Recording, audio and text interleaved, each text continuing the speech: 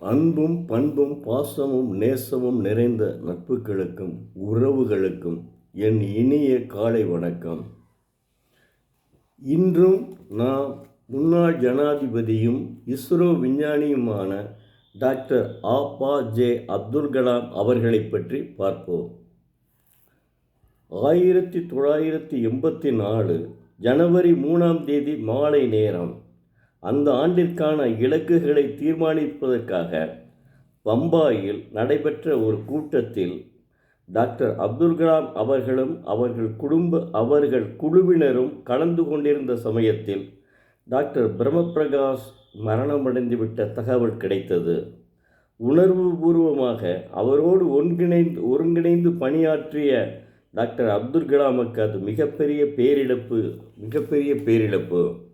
விக்ரம் சாராபாய் விண்வெளி மையத்தை உருவாக்கியவர் பேராசிரியர் சாராபாய் என்றாலும் அதற்கு செயல் வடிவம் கொடுத்தவர் டாக்டர் பிரம்மபிரகாஷ் தான்.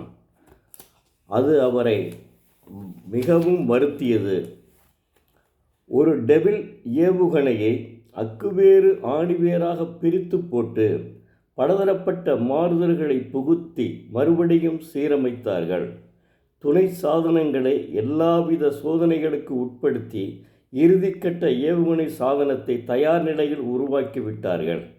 இந்த விண்ணில் செலுத்துவதற்கான இடம், பெயரும் வாகனம் ஒன்றையும் தயார் செய்தார்கள்.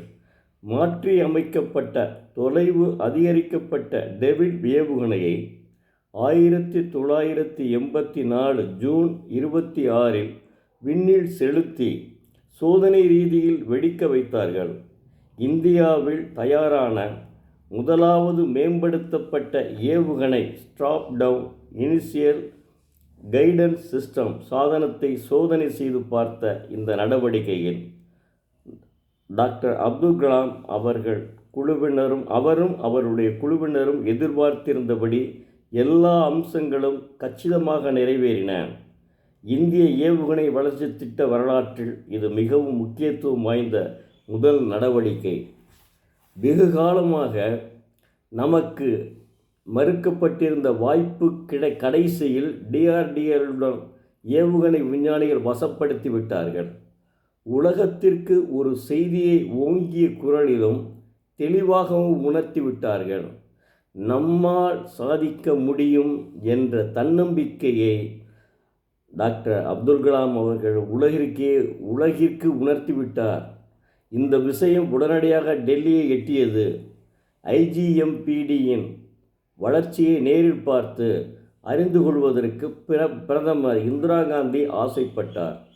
உற்சாகம் டாக்டர் அப்துல் கலாம் அவர்களுக்கும் அவர்கள் குழுவினருக்கும் மின்சாரமாய் பாய்ந்தது. ஒவ்வொருவரும் அவர்களால் முடிந்த அளவுக்கு வெகு சிறப்பாக செயல்பட முனைந்தார்கள். ஒட்டுமொத்த அமைப்பும் பரவச பெருக்கில் திளைத்தது. 1984 ஜூலை 19ஆம் நாள் திருமதி இந்திரா காந்தி DRDOவுக்கு வருகை தந்தார். டாக்டர் அப்துல் கலாம் பற்றியும் அவருடைய பொறுப்பு, அவருடைய தன்னை பற்றியும், தனது பொறுப்பு, தனது தேசம் பற்றியும் அளவு கடந்த பெருமிதம் கொண்டவர் பிரதமர் இந்திரா காந்தி என்று டாக்டர் அப்துல் கலாம் அவர்கள் நமக்கு உணர்த்துகிறார்கள்.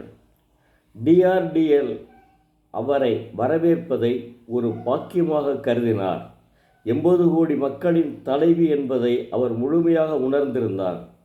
அவர் எடுத்து வைக்கும் ஒவ்வொரு அடியிலும், ஒவ்வொரு செயலிலும், கைகளின் ஒவ்வொரு அசைவிலும் இந்த உணர்வு பளிச்சிட்டது. வழிகாட்டிய திசையில் தாக்கும் ஏவுகணை துறையில் கைடட் மிஸ்ஸில்ஸ் டாக்டர் அப்துல் கலாம் அவர்கள் குழுவினரும் மேற்கொண்டிருந்த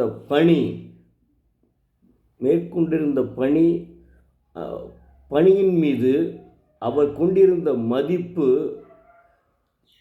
டாக்டர் அப்துல் கலாம் மற்றும் அவர்கள் குழுவினருக்கு மன உறுதியை மேலும் வலுப்படுத்தியது. மீண்டும் நாளை டாக்டர் அப்துல் கலாம் அவர்களை பற்றி பார்ப்போம். அன்பு உள்ளங்களே, தினந்தோறும் ஒரு திருக்குறள் படியுங்கள். அதன்படி தங்களுடைய வாழ்க்கையில் கடைப்பிடியுங்கள். நிச்சயம் வாழ்க்கை முன்னேறும். நன்றி, வணக்கம்.